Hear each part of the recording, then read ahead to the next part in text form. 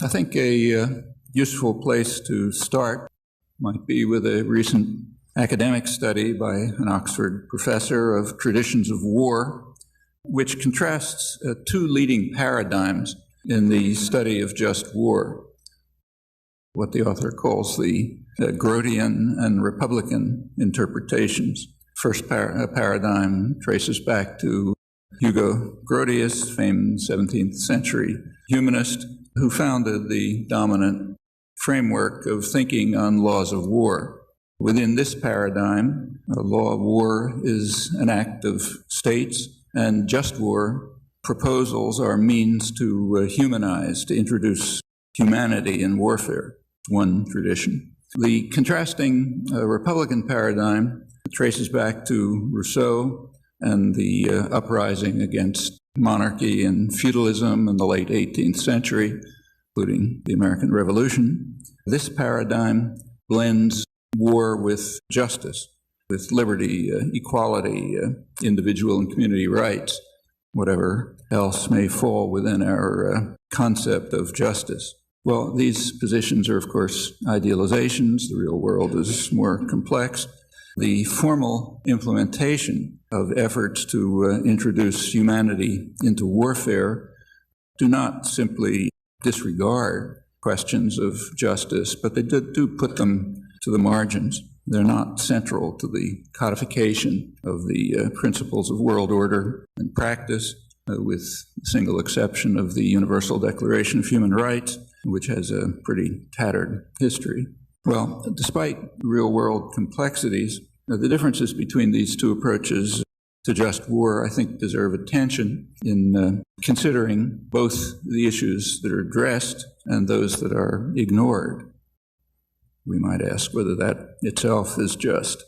There are at least three major sources of insight into the concepts of just war. The first is the scholarly literature. The second is the underlying notions of human nature that underlie our moral judgments. And the third is the international codifications. So I'd like to say a few words about each of these topics.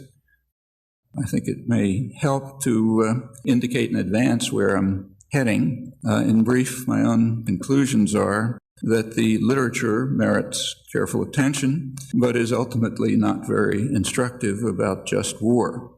Secondly, that the notions of human nature should be at the heart of the discussion, although serious inquiry into this is still in its early stages. And third, that the codifications seem to me sensible, but actions in the real world all too often reinforce a famous maxim of Tacitus that the strong do as they can, while the weak do as they must. So let's start with some remarks on some of the current literature on just war. One of the most recent studies is Michael Walzer's book, Arguing About War, which merits particular attention, not only because of the high praise it's received, but also because Walzer is responsible for the recent revival of just war theory. The strengths, I think the book reveals both the strengths and the weaknesses of just war theory. The strengths are that many of the conclusions seem plausible enough, at least to me, but particularly those conclusions that pretty much reiterate standard codifications.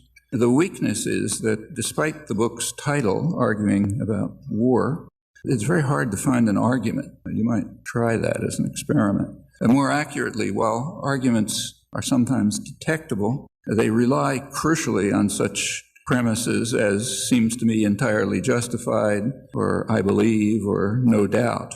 And there's almost no effort to bring in relevant background information and evidence. Walzer gives two paradigm examples, in which case he simply asserts that the wars are just, in fact so obviously just that argument is unnecessary. The two examples are Afghanistan and Kosovo. He describes the invasion of Afghanistan as a triumph of just war theory, which stands alongside the bombing of Serbia in 1999 as an uncontroversial case of just war. No argument is felt to be necessary, although in either case it doesn't take much effort to think of possible evidence that might bear on the pronouncement that these are triumphs of just war theory. And these are considerations that would certainly be brought up by just war theorists if the responsibility for the military action lay elsewhere. Well, for lack of time, I'll skip illustrations, but can come back to them if you'd like. To be clear, I'm not asking whether the bombings of Afghanistan and Serbia were right or wrong. Maybe they were, maybe they weren't. I'm asking a different question, namely, what does just war theory have to say about it? And I think if you look closely, you'll find that the answer is that it has nothing to say about it.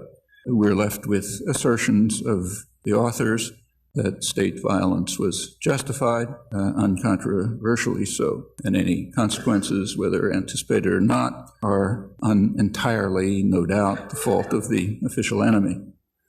Well, another recent and also highly regarded inquiry into just war theory is by moral political philosopher Jean Belke-Elshstein. The paradigm of just war, she writes, is the bombing of Afghanistan, and she adds that nearly everyone, with the exception of absolute pacifists and a few lunatics, agree that the bombing of Afghanistan was clearly a just war. Argument ended. In reality, nearly everyone excludes substantial categories of people, the majority of the world's population, for example, even in Europe, far more so in Latin America, and also leading Afghans who had been fighting the Taliban, and including U.S. favorites, and virtually all aid agencies working there. But what's relevant is that this constitutes the sole argument to establish that the war was just, in fact, uncontroversially so. The facts are irrelevant, and no further argument is needed. Well, Elshstein does provide criteria for just war, so we at least have the rudiments of a theory. 4 criteria, I'll read them. First criterion, the war must be openly declared or otherwise authorized by a legitimate authority. Second, it must begin with the right intentions. Third, force is justified if it protects the innocent from certain harm, as when a country has certain knowledge that genocide will commence on a certain date. Fourth, it must be a last resort after other possibilities for the redress and defense of the values at stake have been explored.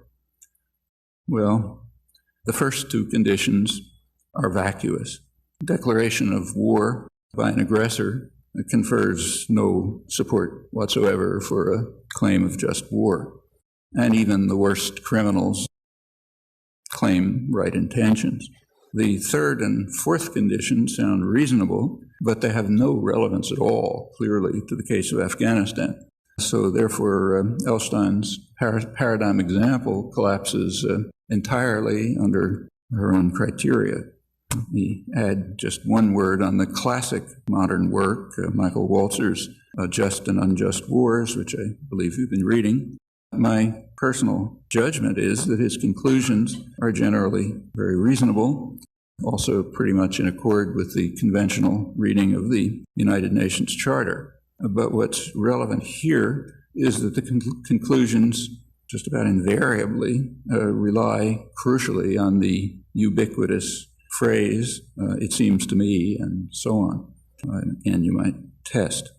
So just as an illustration, take what he regards as the hardest question in his words. That is the British bombing of urban centers in Germany up to the end of the war. Walzer concludes that such bombing, quoting him, after the immediate threat posed by Hitler's early victories had passed, was entirely indefensible. Maybe so, but if you check, you'll find there's no argument, apart from the statement that the policy seems cruel. Well, I think it does. It seems cruel to me, at least. But what does just war theory have to say? Where does it enter into the argument? And why are relevant facts disregarded? There are, after all, relevant facts. Well, the character, the theory, is revealed further when we look at the examples that Walzer gives about a dozen examples, which are just listed, no argument or discussion. to show that just war theory applies, leaving, in his words, no doubts. The examples are mostly uncontentious, although one might well ask why some of these examples are chosen but not others. For example, the Russian invasion of Czechoslovakia is given as a case where there's no doubt, but not given is the Israeli invasion of Lebanon, which I suppose had about 100 times as many casualties, and many more during the 22 years of occupation of southern Lebanon in defiance of Security Council orders. So maybe there's a reason, maybe there isn't, but whatever it is, it's not given. That's all examples except one. Now, the last example of a case where just war theory applies, leaving no doubt, is the Egyptian challenge to Israel in 1967. Now, that's the sole example in the long period covered where just war theory allegedly demonstrates that a preemptive strike was just beyond all doubt. Well, maybe the selection of cases and the conclusions are correct, and maybe they're not, but what's relevant here is that just war theory plays little, if any, role in the argument, which reduces pretty much to declarations of personal preference. Well, I won't go on, but these are, to my knowledge, fairly representative selections from the most highly regarded literature, and I think it's fair to conclude more generally that we learn very little about just war from just war theory, although we do learn something about the prevailing intellectual moral climate in which the theory is presented and honored. Well, let's turn to the second source of potential insight. Second source of potential insight into just war theory, that is our intuitive moral judgments. Well, here we are turning to what was traditionally called moral philosophy. I think it's more aptly described as moral psychology in modern terms. It's after the divorce of science and philosophy in the mid-19th century.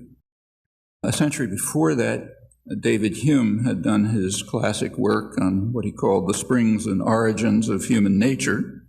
Hume recognized that knowledge and belief are grounded in what he called a species of natural instincts, part of our inherent mental nature. He recognized also that something similar must be true in the domain of moral judgment. His reason was that our moral judgments are unbounded in scope. We are constantly applying them in systematic ways to new circumstances in a manner that's intelligible to others. Hence, they too must be founded on general principles that are part of our nature, although beyond what he called our original instincts, meaning the narrower instincts that we share with animals. Well, that insight, which I think is accurate, should lead directly to efforts to develop something like a grammar of moral judgment. It's an enterprise very much like the inquiry into the principles that are encoded somehow in our brains that permit us to do what you and I are now doing, and more broadly to produce and understand linguistic expressions over an unbounded range and use them in a way which is appropriate to circumstances and intelligible to others, even though they may be quite new in our own history, our own experience, in fact, all of history. Well, as was recognized a century before Hume, these principles must be universal, hence grounded in our nature and the basis for acquisition of any particular language. Today, we would say that the principles of language and moral judgment are part of our genetic endowment, part of human biology. In both cases, they're culturally specific and universal aspects. In both the case of internal faculties of language and moral judgment, these things can be studied. They're part of science, and in fact studied in rather similar ways. Inquiry into the moral faculty in these terms was undertaken by the leading American moral and political philosopher of the late 20th century, John Rawls. who relied explicitly on the analogy of two linguistic theories that were being developed in the 1960s at the time that he was writing his classic work, Theory of Justice. Rawls, in fact, put this aspect of his work aside under severe criticism by moral philosophers, turned to core issues for him. Now, the criticisms were re-examined and I think adequately refuted in a doctoral dissertation a few years ago by John Michael, who is now a law professor at Georgetown. A forthcoming book of his, based on the dissertation, develops this and also presents empirical investigation of moral judgments in puzzling thought experiments that have been designed by moral philosophers. This experimental work reveals that intuitions in these quite puzzling cases are typically instantaneous and reflexive in adults and children with systematic changes through early childhood development, much as in other aspects of development. He then goes on to develop a theoretical explanation in terms of fixed principles that can be regarded as a development of Rawls' Theory of Justice and the much earlier work of Hume and other classical writers on our natural instincts. Now, there's another book soon to come out by Harvard primatologist and cognitive scientist Mark Hauser, carrying such inquiries further, includes comparative studies and more general ideas about what he calls the moral organ, analogous to the language organ, other subcomponents of the cognitive systems that are a core part of our biological nature. Well, in recent years, these topics have become a lively field of theoretical and empirical inquiry. From many points of view, incidentally, these are study of principles that underlie intuitive conceptions of justice and rights and their cultural variety, their limited cultural variety, and their universal properties. That could someday provide foundations for a more substantive theory of just war, but it remains largely a task for the future, though it's underway in interesting ways. Well, finally, a couple of words on the codification of these intuitive judgments in the past century. I'll keep to the period after World War II, although the earlier conventions have very clear and significant contemporary relevance. Hague Conventions of 1907, for example. We can come back to that if you like. The post-Second World War codification of the laws of war consists primarily of the UN Charter, the Geneva Conventions, and the Nuremberg Principles, later adopted by the General Assembly. Well, as you know, I'm sure, the Charter bars the threat or use of force, except in two instances, if authorized by the Security Council of the United Nations, or under Article 51 of the Charter, in self-defense against armed attack until the Security Council acts. The phrase armed attack is conventionally interpreted in terms of Daniel Webster's principle, which extends armed attack to cases where, in his words, the necessity for action is urgent, is instant, overwhelming, and leaving no choice of means and no moment of deliberation. Any other resort to force is a war crime. In fact, the supreme international crime encompassing all the evil that follows, in the words of the Nuremberg Tribunal.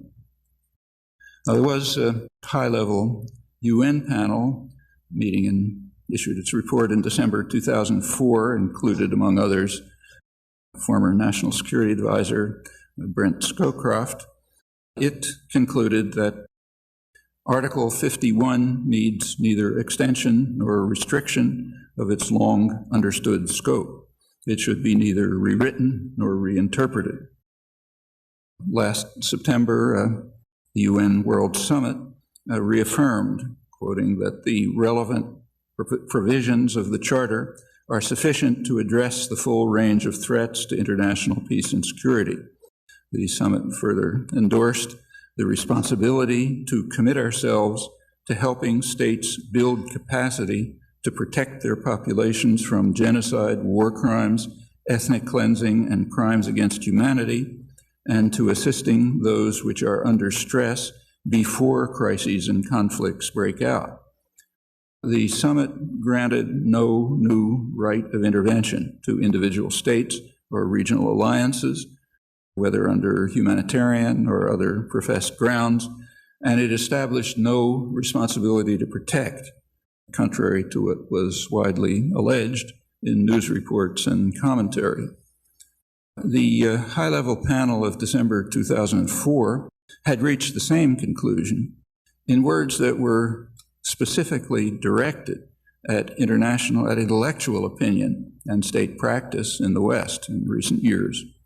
Its words were these: "For those impatient with declaring Article 51 to be appropriate as formulated, the answer must be that in a world full of perceived potential threats, the risk to the global order and the norm of non-intervention on which it continues to be based is simply too great for the legality of unilateral preventive action, as distinct from collectively endorsed action, to be accepted. Allowing one to so act is to allow all. Allowing one to so act is to allow all." Now, here the panel is presupposing the principle of universality, namely that we apply to ourselves the same standards we do to others, if not more stringent ones. Now, that's perhaps the most elementary of moral truisms, and it's the foundation of just war theory, if that theory is to be taken at all seriously. The principle, however, is flatly rejected in the elite intellectual, moral, and political culture of the most powerful states, and it's explicitly rejected by official doctrine. Now, that includes the expositors and advocates of just war theory, also includes a substantial legal literature. Pretty easy to illustrate. There's plenty of material on print about it. Well, in this, and we can draw some conclusions from that. In this connection, and by saying that it's worth remembering some eloquent words on the principle of universality, foundation of just war theory and any serious moral theory. A comment by Justice Robert Jackson, he was the chief of counsel for the prosecution at Nuremberg. He informed the tribunal that if certain acts of violation of treaties are crimes, they are crimes whether the United States does them or whether Germany does them. And we are not prepared to lay down a rule of criminal conduct against others, which we would not be willing to have invoked against us. We must never forget that the record on which we judge these defendants is the record on which history will judge us tomorrow. To pass these defendants a poisoned chalice is to put it to our own lips as well. The supreme international crime for which the defendants were hanged at Nuremberg was defined clearly enough by Justice Jackson at Nuremberg. He proposed to the tribunal that an aggressor is a state that is the first to carry out invasion of its armed forces, with or without a declaration of war, of the territory of another state. Illustrations of that, too, are easy enough to find, and others are on the horizon. It's again noteworthy that these considerations are virtually excluded from the dominant intellectual and moral culture in the West rather generally, although we have no difficulty at all in applying them to official enemies. Well, once again, there's nothing special about our own country in this respect, except that it's more powerful than others. Such evasions with regard to the acts of one's own state are close to universal. They disfigure intellectual history as far back as you go. To the maxim of Tacitus that I quoted, we may add an observation by President John Adams: power always thinks it has a great soul and vast views beyond the comprehension of the weak. I think that's another near universal, again, all too easy to illustrate from the traditional practice of governments and the educated classes within them. Well, to return to the beginning, what can one learn from just war theory? My feeling is that from the literature on just war, we learn mostly about the prevailing moral and intellectual climate in which we live.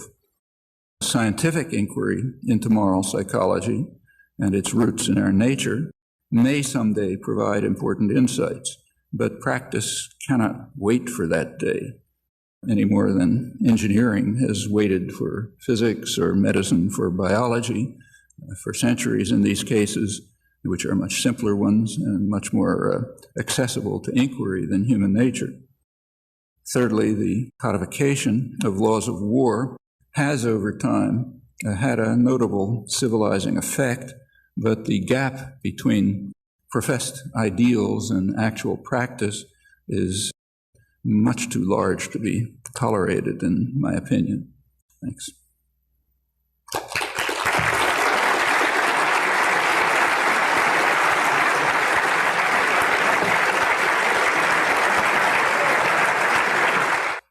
Do I think that there's a responsibility to intervene in cases where just war theory concludes that it is correct to intervene?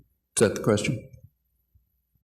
Personally, I agree with the UN Charter, the high-level UN panel of December 2004 and the UN World Summit, which I quoted. But I can't really answer the question because as far as I can determine, you can tell me if I'm wrong, just war theory never tells you anything.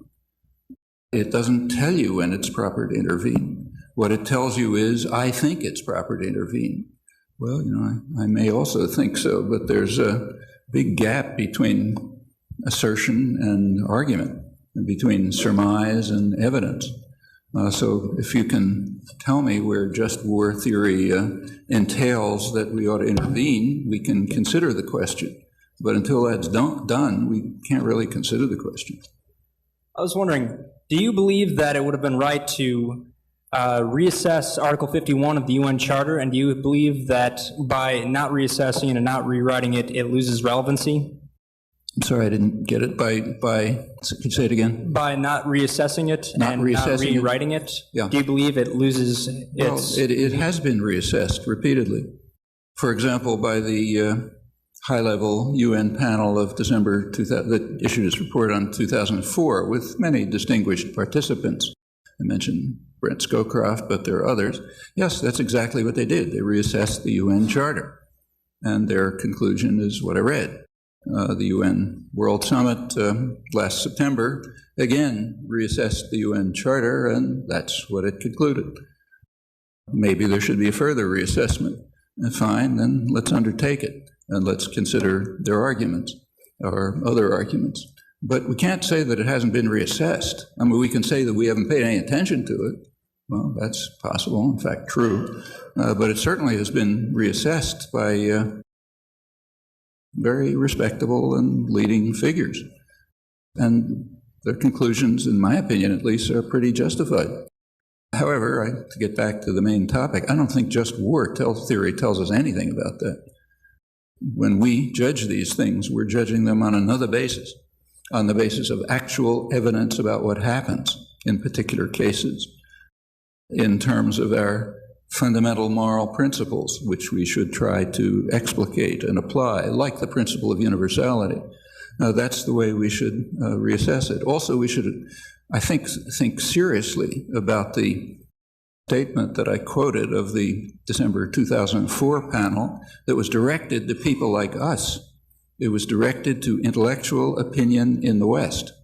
And can read it again, but what they said is the foundations of world order based on the principle of non-intervention in the affairs of others, not forceful intervention, is too important and too fragile to be destroyed, or the consequences will be terrible. Because for one to act is to grant the authority to all, at least if we believe in elementary moral principles. That's a heavy burden to bear. Maybe we could come up with a different conclusion in some cases. Actually, personally, I think we can, but it has to be argued. You said that it's possible that Article 51 needs to be reassessed, but you mentioned earlier when you were referencing Walzer's book that he said that the Israeli preemptive strike was justified. You also stated that his arguments did not really have justification by his theory. However, in the case of the preemptive strike, he does say that there are several criterion that are necessary for the Israeli attack to be justified, specifically the fact that the Egyptian army was standing at a state of readiness that the Israeli army was incapable of holding. So under Article 51, even though Egypt had not yet invaded Israel, that they were not at war. However, what Egypt was doing tactically put Israel at a severe disadvantage. So under our modern definition of war, it seems to me that ought to be, it seems to me, it seems logical that it ought to be called an act of war, what Egypt was doing, putting Israel at such a disadvantage. So doesn't Article 51 definitely need some reassessment? Well, Article 51 clearly does not apply. Read article. We can argue that it was justified, but we can't say that Article 51 justifies it. Not under Daniel Webster's characterization or any other one that's accepted by the international community. We might argue, and here's where I think you could make an argument, that if you consider the range of issues that arose at the time, the preemptive strike was justified. Maybe one can give such an argument. But the point is that no argument is given to that effect. None of the relevant facts are considered, and this is regarded as one of the half-dozen cases where a just war theory entails that the use of military force was legitimate. Just war theory doesn't entail that. It doesn't entail anything. What it tells you is, well, I, Michael Walzer, believe this was justified, but without giving any reasons and without looking into the background. If you look into the background, it's a lot more complex than that. There's a lot of literature and scholarship on it. The U.S. didn't have to agree. There were all sorts of possibilities. You could have taken, I don't want to, if you want, I'll run through the background, but it's quite intricate and complex, going back to the question of free passage through the Straits of Tiran and whether that should be brought to the World Court, which the U.S. and Israel refused to do, and Egypt insisted on, involves Israeli strikes against Syrian targets, all sorts of things. So yes, there's a complicated background. You could look at them. You could decide maybe that in the light of these complex circumstances, perhaps Israel was entitled to make a preemptive strike. But that's not what's claimed. What's claimed is that without looking at any evidence, just war theory, whatever it is, it's not easy to determine, just war theory entails that this is one of the half-dozen cases in the last century in which the use of force was no doubt legitimate, and the only case in which preemptive strike was legitimate. And we can also raise the question of universality. I don't believe, and I'm sure you don't believe, that Iran has a right to, say, carry out terrorist acts in the United States right now. But undoubtedly, it's under serious threat. And undoubtedly, the threat is simply overwhelming as compared with Iran's capacities. But it would be outrageous to suggest that, of course. And if it's outrageous to suggest that, why is it legitimate in this case? For one to act is to give the right to all. And we can give a whole lot of other examples. Let me give an even more outrageous one, okay? Not because I accept it, of course, but just as an example. Nobody I know of who's semi-sane that goes out every December 7th and celebrates Pearl Harbor Day. However, if we use these arguments, you can do it. Japan on December 7th attacked U.S. military bases in effectively two U.S. colonies, territories claimed by the U.S., Hawaii and the Philippines, attacked military bases. The Japanese were perfectly capable of reading what was being written in U.S. public journals. And in fact, U.S. intelligence, which had cracked the Japanese codes, know that they knew about it. And what was being written, going all the way up to the high military command, being reported by, political commentators in the New York Times, was that the United States was, that B-17s were running off the Boeing assembly line, designed to be able to burn to the ground what they were called the ant heaps in which the Japanese lived. These wooden cities, burn them to the ground with their B-17 attacks.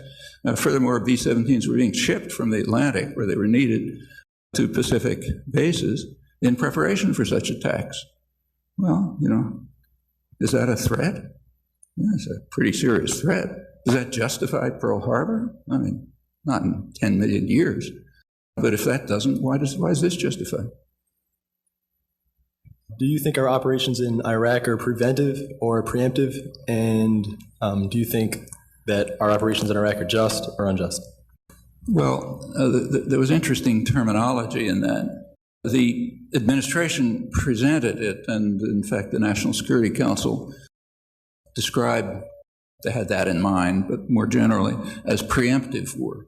But it certainly isn't preemptive war by any stretch of the imagination. More accurately, you could call it preventive war. Okay, you could say we have to prevent a potential attack against us. Personally, I don't see much justification for that, even if you accept that they believed all the reports that Colin Powell was giving at the UN Security Council and so on. Even if we accept that all that was believed, it doesn't seem to me that a preventive war in such a case is legitimate. And as you know, the world didn't think so either.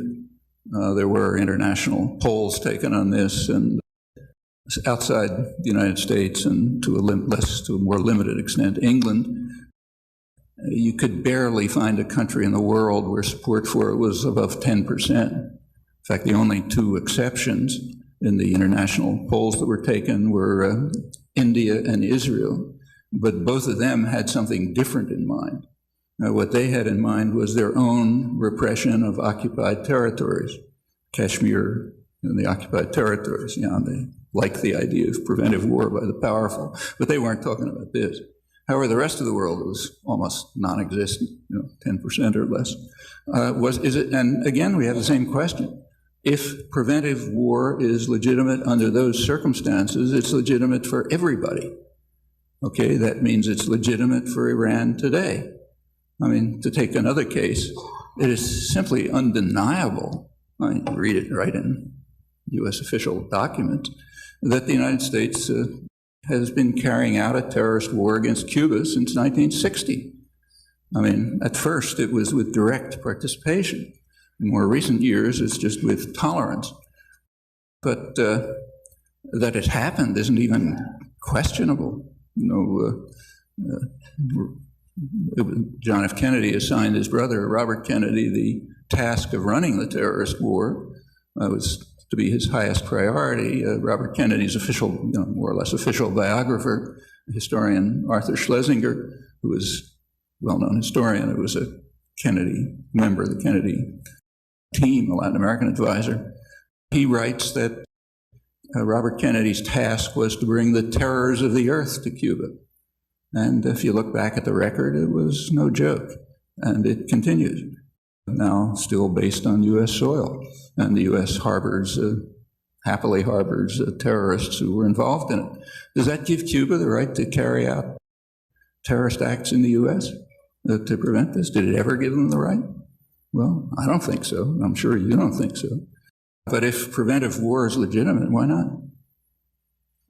And in fact, and there are many other cases where, take say Lebanon in 1982, when Israel was preparing the attack, and in fact trying desperately to conjure up an excuse for the attack. They were bombing Lebanon, hoping for some retaliation that could be used as a pretext. And that was a serious attack, killed probably maybe 20,000 people, destroyed a large part of southern Lebanon, the city of Beirut, much of it. Did that give Lebanon, or the Palestinians in Lebanon, the right to carry out terrorist acts in Israel prior to it, to prevent the war?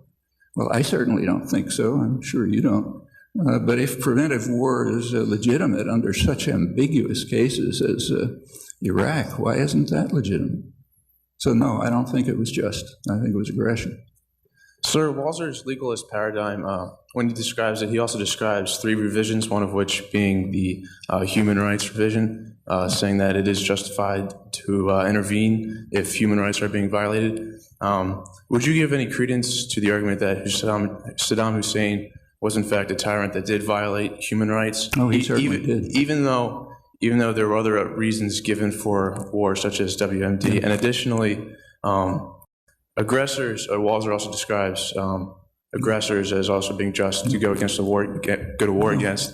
And when and did he ever lose his status as an aggressor from the first Gulf War? Thank you. He lost his status as an aggressor when he was driven out of Kuwait, just as Israel lost its status as an aggressor when, after 22 years, it pulled out of Lebanon.